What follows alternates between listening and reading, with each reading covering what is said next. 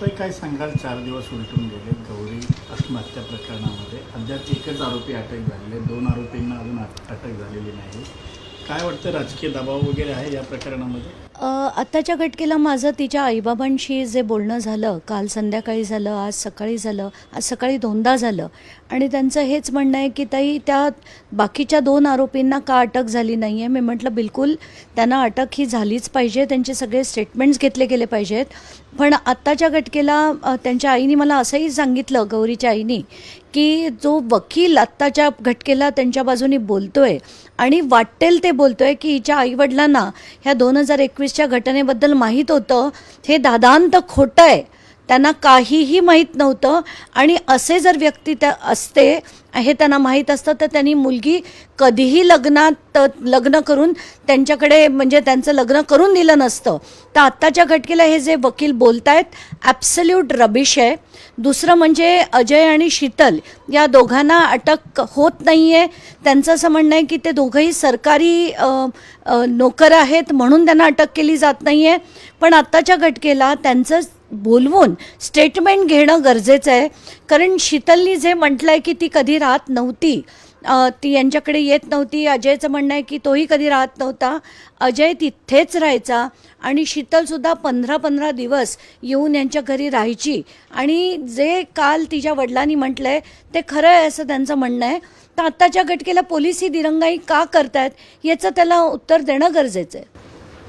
गौरीच्या आईवडिलांकडून देखील एक पत्र जे आहे ते पोलीस कमिशनरसाठी लिहिण्यात आलं. त्यात त्यांनी ते पत्र मला देखील पाठवलं आहे. त्याच्यात त्यांनी असं म्हटलं आहे की त्यांना एकतर ह्या बाकीच्या 2 आरोपींची चौकशी झाली पाहिजे आणि दुसरं म्हणजे त्यांना CCTV फुटेज त्या नवीन टावर बिल्डिंगचं हवं आहे सकाळपासून रात्रीपर्यंतचं. कारण त्याच्यात कोण आलं, कोण गेलं, कोण कधी आलं, कधी गेलं हे सगळं त्यांना स्वतःला बघायचं आहे. कारण आत्ता इन्व्हेस्टिगेशन आपल्याला सगळ्यांनाच माहिती आहेत, हाय प्रोफाईल केसेस असल्या की त्याच्यात खूप चान्सेस असतात कुठे गडबड होण्याचे. तर त्यांचं असं म्हणणं आहे की तुम्ही ताई आम्हाला करून द्या. तर आत्ता मला वाटतं त्यांनी ते पत्र देखील दिलेलं आहे आणि त्या पत्राप्रमाणे त्यांना ते CCTV हे मिळालं पाहिजे. सरकारकडून एकीकडे लाडक्या बहिणींना प्रति महिना 1,500 रुपये दिला जाते, मात्र पालघर मोखाडामधला एक गंभीर प्रकार समोर आला आहे. 3 दिवसाची डिलिव्हरी झालेली, सिझेरियन झालेली महिला, मला साह्याने तिला घरी सोडण्यासाठी पाठवण्यात आलं, मात्र रुग्णाच्या वाहिका चालकाने घरापासून 2 किलोमीटर अगोदर सोडून त्या ठिकाणून पळ काढले. कसं पाहताय? मला तर एक कळत नाही आहे त्या माणसाला हृदय होतं की नाही. तो आधीच तिला सोडून, रस्त्यात सोडून जर ॲम्ब्युलन्स अशी जात असेल तर याच्यापेक्षा शॉकिंग काही नाही आहे. त्या माणसाला कल्पना नसेल की C-सेक्शन झाला की अक्षरशः अख्खं पोट कापलं जातं, टाके असतात, एक एक टाका किती दुखतो हे त्याला त्याची कल्पना नसेल. कारण कुठलाही नॉर्मल माणूस असं कृत्य कधीही करणार नाही. पण हे जे आता आपण म्हणतोय ना, सगळंच आता राक्षसी होत चाललं आहे.